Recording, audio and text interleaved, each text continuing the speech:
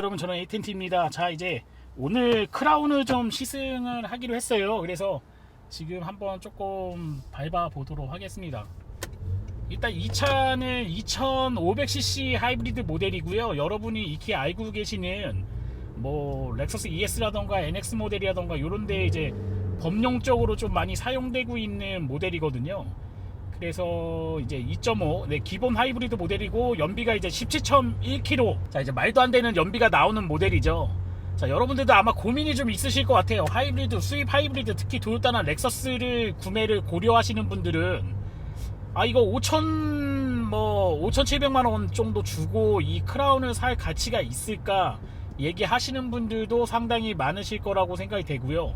그 다음에 차라리 뭐 1,000만 원 더 주고 ES를 사는 게 낫지 않겠냐 말씀하시는 분들도 계실 거라고 생각이 되는데, 저도 만약 하이브리드를 구매해야 된다, 국산 하이브리드가 아닌 요 2.5 하이브리드 내에서 구매를 해야 된다 그러면 상당히 좀 고민이 많이 될 거라고 생각이 됩니다. 왜냐면 토요타, 물론 이제 크라운이라고 하는 모델로 별도의 브랜드를 장착을 하고 있지만 사실 토요타의 그런 베이스를 많이 가지고 있는 모델이잖아요. 그리고 엔진이라던가 샤시, 뭐 E4 시스템, 4륜구동 시스템 이런 걸 다 공유하고 있다 보니까 약간 고민이 상당히 좀 많을 거라고 생각이 되는데, 뭐 이만한 가치가 있는지, 5,700만 원대면 약 10년 전에 판매했던 ES300H하고 거의 동일한 그런 시스템을 가지고 있거든요. 4륜만 제외하고 다 동일한데 과연 이런 뭐 장점이 있는지 한번 보도록 하겠습니다. 일단 하이브리드는 제가 여러 번 시승을 하면서 기본적으로 이런 시스템은 다 말씀을 많이 드렸기 때문에 드라이브 모드를 지금 스포츠로 좀 전환을 해서 한번 살짝 밟아보도록 할게요. 엔진이 이제 냉간으로 많이 가 있는 상태이기 때문에 엔진을 조금 좀 더 한번 굴려 보겠습니다. 스포츠 모드로 전환을 했고요. 모드는 이제 스포츠, 노멀, 에코 세 가지 모드가 있는데 일단 스포츠로 전환을 했습니다. 스포츠 때는 어떤 성능을 보여주는지 한번 보도록 하고요. 대략적인 연비라던가 뭐 요런 거 있으면 그런 거를 좀 한번 에너지 흐름이라던가 요런 거를 한번 보도록 할까요? 연비가 진짜 뭐 말도 안 되는 연비 나와요. 지금 뭐 10km대도 있긴 한데 뭐 고속주행 하게 되면은 위에 거의 30km 가까이도 찍어주니까 17km 정도는 기본 모델로 했을 때는 충분히 가능하지 않겠나 생각이 됩니다. 이제 클라스터 같은 경우에도 일본 회사들은 약간 이제 되게 보수적이거든요. 그래서 이제 뭐 BMW라던가 독일 회사들이 좋은 제품을 많이 사용을 해도 많이 채용을 안 하고 좀 늦게 하는 편인데, 지금은 이제 뭐 일본 자동차도 이런 아날로그 계기판 뭐 타코미터를 보기는 조금 어려울 것 같아요. 왜냐면 기본 모델인 토요타의 이런 뭐 캠리라던가 이런 차들도 지금 이제 전자식 계기판을 계속 장착하고 있는 상황이기 때문에 앞으로 나오는 일본 차들은 다 이렇게 12.3인치, 12.3인치 내비게이션하고 클러스터도 다 전자식으로 바뀌지 않겠나 생각이 되거든요. 지금 제가 스포츠 모드로 놨지만 그래도 저속 54km가 뭐 저속은 아니죠. 국내에서는 50km 도로가 많기 때문에 이 정도 50으로 갈 때 하이브리드 모드를 조금 사용해서 가는 경향이 있거든요. 에너지 흐름을 조금 보도록 할까요? 에너지 흐름을 하게 되면 지금 제가 스포츠 모드라고 놓기는 했지만 그래도 속도 63km 정도 속도에 지금 붙어 있거든요.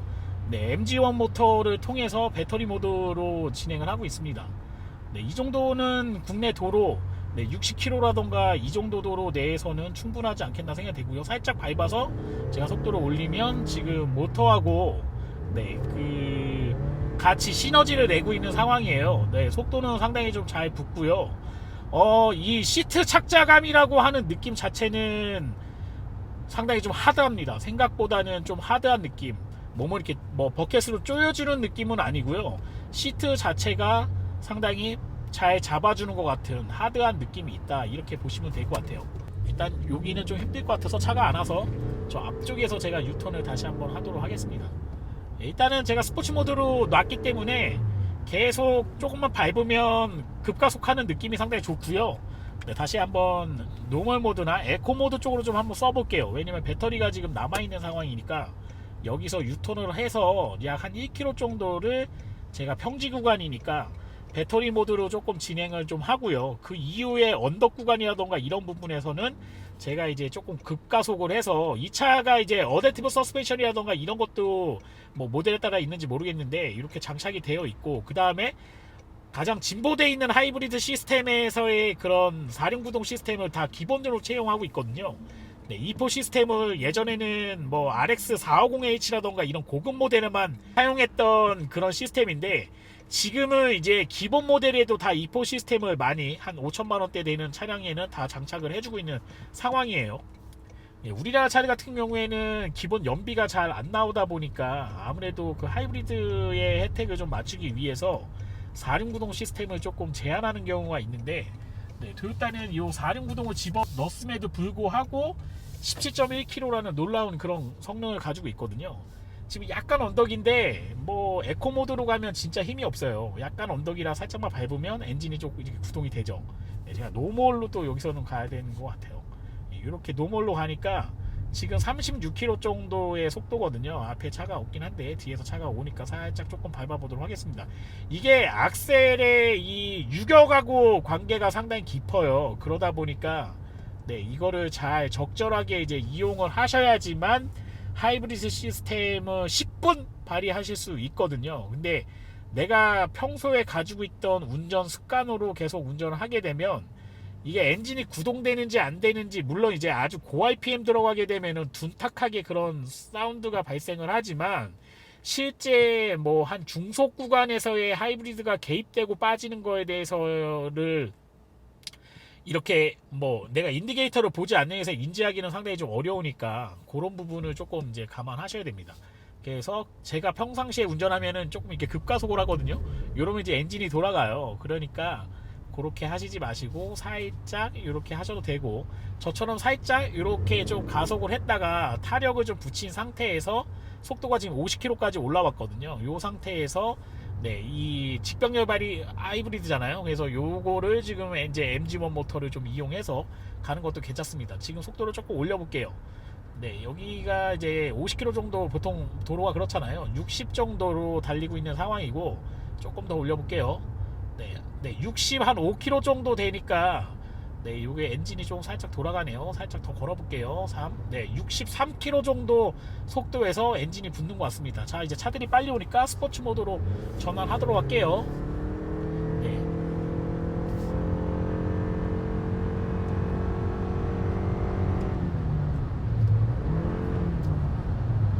네, 이게 뭐 핸들링이라던가 이런 부분을 제가 뭐 급격하게 뭐 이렇게 차선 변경을 하진 않았지만 되게 어댑티브하게 그런 느낌이 좀 있어요. 이게 뭐 마치 이제 그 댐퍼가 달려 있는 것처럼 상당히, 네, 이게 유격이 거의 없습니다. 그러니까 제 차 같은 경우에도 약간 이제 스포츠성 때문에 그런지는 모르겠는데 약간 이 핸들을 한 손 가지고 운전하기에는 상당히 좀 부담스럽거든요. 그래서 유격이 조금 있는 것 같이 약간 내가 스포츠카를 운전하는 것 같은 그런 느낌이 있는데, 이 크라운의 이 스티어링 휠의 이 무게감이라던가 질감은 상당히 좀 우수하다. 네, 이거 아마 국산차에서는 느끼실 수 없는 그 정도의 상당히 우수한 질감이 느껴집니다. 스티어링 휠의 질감, 네, 이런 뭐 유격 질감이라던가 이런 느낌은 상당히 좋습니다. 아주 뭐 적절하게 잘 붙여져 있는 느낌도 있고, 아무래도 뭐 이제 모터 형식으로 요즘에 스티어링이 돌리다 보니까 약간 예전에 이제 유압으로 하던 방식하고는 다소 다른 느낌이 좀 많이 느껴지긴 하네요. 자, 여기 이제 언덕 구간인데 살짝 밟아보도록 할게요. 엔진이 계속 돌아가고, 지금 뭐 60km에 이렇게 네, 클러스터 쪽에서 보면은 이렇게 속도를 봐주는 게 있는데 앞에 표지판에 있는 그 기능이 있는 것 같아요. 그래서 카메라가 60km 속도를 지금 읽어내고 있습니다. 네, 조금 밟아보도록 할게요. 네. 약간 하이브리드는 좀 어쩔 수는 없는 것 같아요. 엔진을 계속 구동을 해서 계속 돌리고 있는 상황은 아니다 보니까 아무래도 그 엔진이 돌아갈 때 약간 냉간시에서 돌아가는 것 같은 둔탁한 그런 느낌이 좀 있긴 하거든요. 이 부분은 뭐 하이브리드의 시너지를 좀 이용하면서 어쩔 수 없이 느껴지는 그런 부분이 아닐까 생각이 됩니다. 자, 이제 노멀 모드로 전환을 했습니다. 지금 50km 정도 속도인데 배터리를 제가 조금 썼네요. 이렇게 조금 약간 지금은 좀 내려가는 구간이에요. 여기는 지금 54km 정도 속도로 가는데 아무래도 타력 주행 형식으로 좀 이동을 하고 있는 상황이라 엔진 개입이 거의 없습니다. 그리고 이 악셀의 반응이 상당히 좋아요. 약간 BMW하고 좀 유사한 느낌, 뭐 이런 느낌이 있습니다.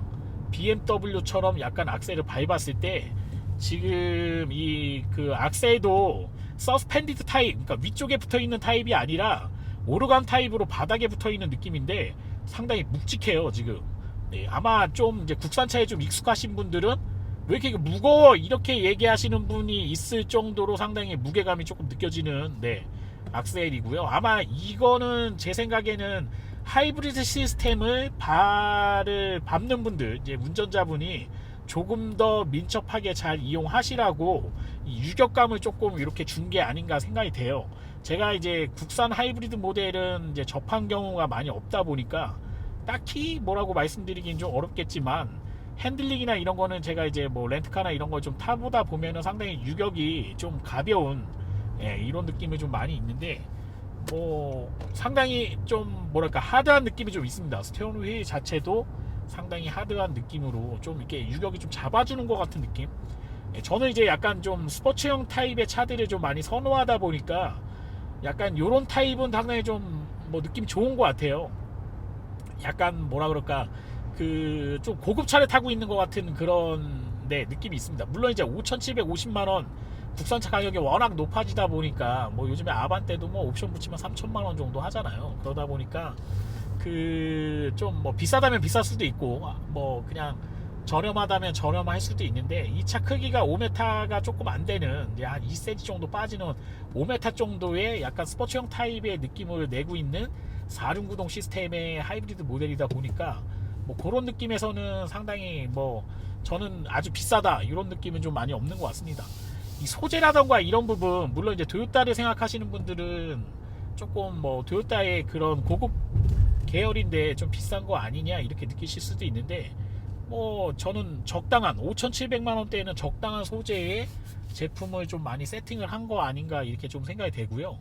그 다음에 일단은 4륜구동이라는 게 너무 좋은 것 같아요. 우리나라에 산악지대가 좀 많잖아요. 70% 정도가 산악지대고 계절이 좀 뚜렷한 나라다 보니까 이제 좀 있으면은 한 3개월 정도만 지나면 네, 겨울에 겨울 네, 윈터 시즌으로 좀 들어가게 되는데 아무래도 전륜구동도 괜찮지만 특히 후륜구동 같은 경우에는 뭐 눈이 오거나 이러면 이 도로 주파하기는 상당히 어렵잖아요. 근데 E4 시스템은 전자 4륜구동 시스템이다 보니까 아무래도 그 요런 이제 뭐 계절의 네, 변화에서도 도로 조건이 좀 좋지 않더라도 이런 거를 조금 이제 주파할 수 있는 기능이 좀 탑재가 되어 있고 하이브리드 시스템은 보통 이제 뭐 렉서스의 전륜구동 시스템을 좀 많이 생각해 보시면 ES300H라던가 이런 모델 같은 경우에 전륜 시스템으로만 이용해야 되고 국산차도 뭐 이렇게 좀 전륜 시스템으로 좀 많이 이용해야 된다는 그런 개념이 있었고 휠도 지금 뭐 산타페나 소렌토 하이브리드 같은 경우에는 연비 때문에 18인치로 지금 제한이 되어 있는 상황이잖아요.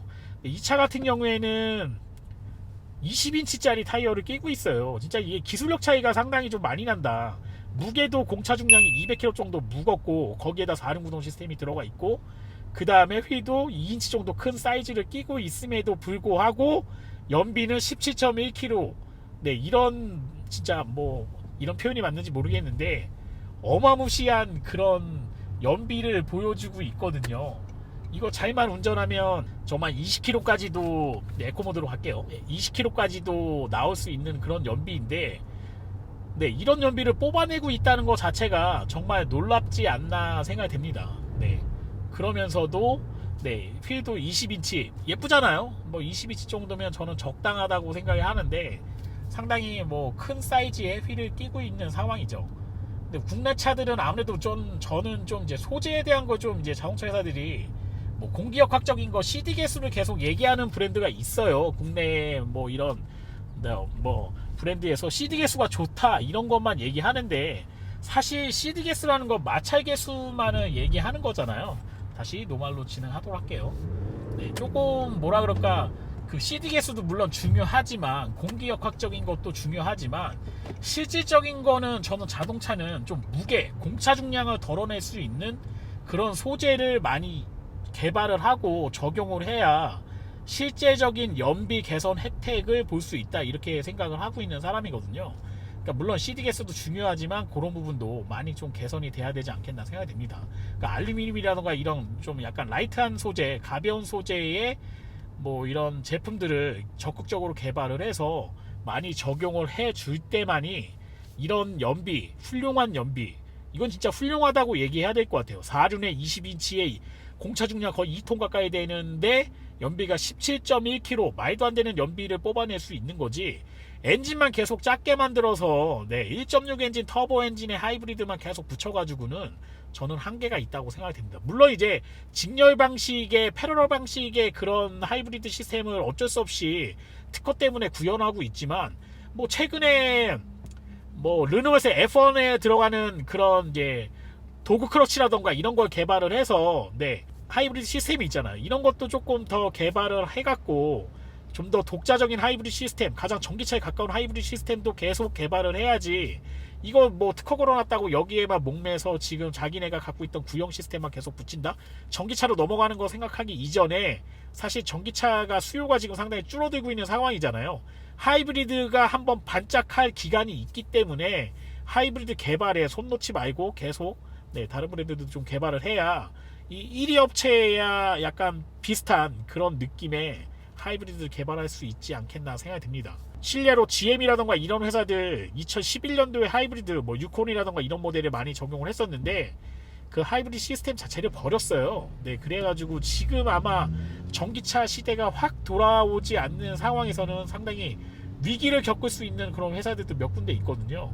지금 돌아가는 판도가 디젤은 완전히 뭐 승용차 쪽에서는 몰락하는 분위기고요. 그 다음에 전기차도 수요가 조금씩 급감하고 있기 때문에 싼 배터리 쪽으로 계속 뭐 이렇게 블레이드 배터리 쪽으로 계속 LFP나 이런 배터리 쪽으로 넘어가고 있는 상황이기 때문에 제가 봤을 때는 하이브리드가 이게 어느 정도 자리를 잡을 가능성이 높고요. 그거에 대체하는 PHEV라던가 이런 모델이 조금 더 판매량이 늘어날 가능성이 좀 있어요. 그렇기 때문에 하이브리드 시스템을 뭐 경쟁 업체들도 많이 개발했으면 하는 생각을 가지게 됩니다. 일단 뭐 되게 만족스럽습니다. 차 자체는 이런 서스펜션 느낌이라던가 이런 것도 괜찮고요. 그 다음에 저는 이제 뭐 운전자가 가장 많이 느끼는 게 스티어링하고서 그 다음에 이런 서스펜션 느낌, 그 다음에 악셀 반응 느낌에 대해서 내가 고급차에 타느냐 안 타느냐 이런 거를 많이 느끼는데, 그런 부분 세 가지를 볼 때는 상당히 만족스러운 결과를 얻을 수 있다, 이렇게 말씀을 드리겠습니다. 시스코스가 좀 짧아서 제가 오래 타지는 못했는데, 뭐 크라운 구매하시는 분들 한 번 정도 고려해 보시고, 외부에 뭐 유튜브 저도 마찬가지지만 그런 거보다는 본인의 그 라이프 스타일이 다 다르잖아요. 제가 생각하는 이 스티어링 질감은 저는 만족스러운데 또 무겁다고 하시는 분들도 계실 수 있으니까 본인의 라이프 스타일에 조금 비춰봤을 때 이 차가 탈만한 차인가에 대해서 한번 더 점검해 보시면 좋을 것 같아요. 일단 기름값이 지금 뭐 말도 안 되는 뭐 일반유가 1,500원 하던 게 지금 보면은 1,700원, 1,780원 뭐 이렇게 1,800원 가까이 고유가에 지금 올라와 있는 상황이거든요. 이렇게 연비가 서 있을 때 더 연비가 잘 나오는 자동차예요. 막히는 도로에서 연비가 더 잘 나오는 자동차. 17.1km 말도 안 되는 복합 연비를 가지고 있는 이런 차, 정말 뭐 요즘 같은 고유가 시대에서는 상당히 뭐 여유 있는 그런 뭐 이동 거리를 보여줄 수 있고 여러분의 호주머니에 돈을 채워줄 수 있는 자동차가 아닐까 생각됩니다. 제가 좀 스포츠 모드도 적극적으로 이용하고 여러 가지 차량 이제 뭐 오르막 구간도 있고 내리막 구간도 있고 여러 가지 코스를 좀 타봤는데, 지금 시동을 킨 상태에서 연비는 제가 27분 정도 주행을 했거든요. 근데 연비는 12.9km 정도 나옵니다.